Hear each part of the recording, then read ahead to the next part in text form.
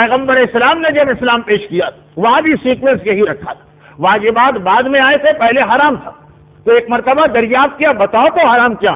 آؤ تعالو، آؤ میرے پاس، اتلو علیکم اتلو ما حرم ربکم علیکم، میں تمہارے سامنے بتاؤں کہ میرے رب نے کیا کیا چیزیں حرام کی.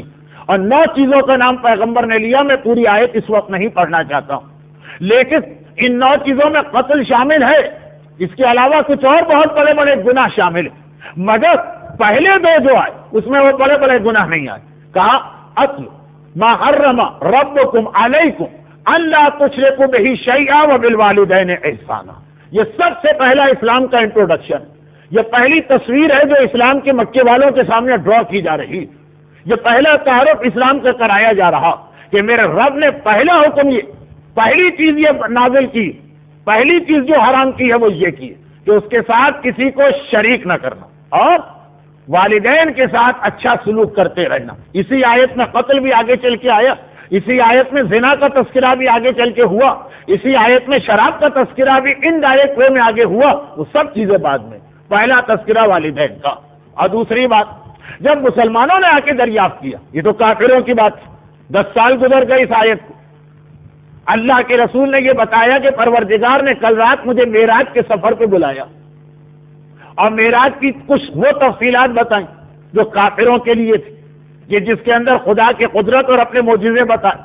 لیکن مسلمانوں نے جو بہت اس وقت لمیٹڈ تھے، گنتی میں آ سکتے ہیں، انگلیوں پہ گنے جا سکتے ہیں، پوچھا اللہ کے رسول مگر اس سفر معراج کے لیے اللہ نے آپ کو بلایا کیوں تھا؟ کافر پوچھ رہے ہیں کہ بلایا کیسے تھا، طریقہ بتاؤ. ہماری عقل قبول نہیں کرتی کہ ایک انسان راتوں رات 7 آسمانوں سے جا کے واپس آ جائے. ان کا سوال تھا کیسے، اور مسلمانوں کا سوال تھا مگر وائے، کیوں بلایا، کس لیے گیا آپ کو خاص طور پر. اس وقت پیغمبر اس کے 2 جواب دیے.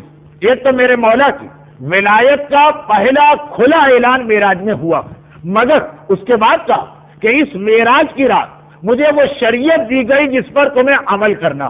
اب دیکھیے معراج سے واجبات شروع ہو رہے ہیں. اب تک حرام چیزوں پہ زیادہ زور تھا، کچھ واجبات آئے تھے، لیکن بیسیکلی پہلے 10 سال اسلام میں حرام چیزوں پہ زیادہ زور.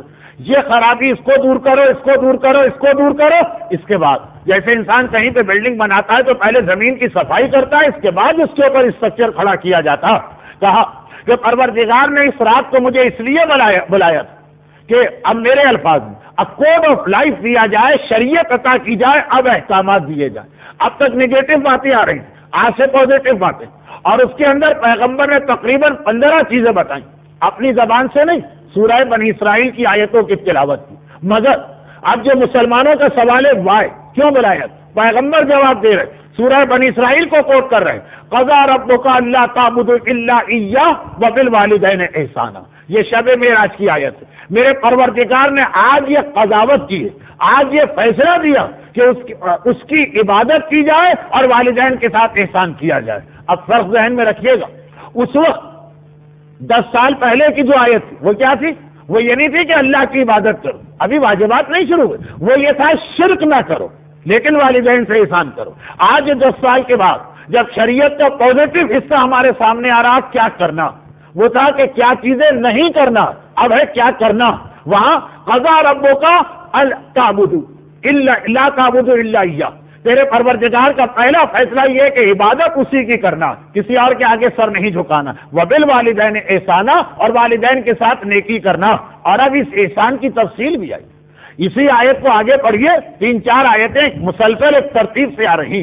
فی الحال وہ میرا موضوع تو نہیں، یعنی وہ ترتیب کے اعتبار سے تقریر کے آخر میں آنا چاہیے، لیکن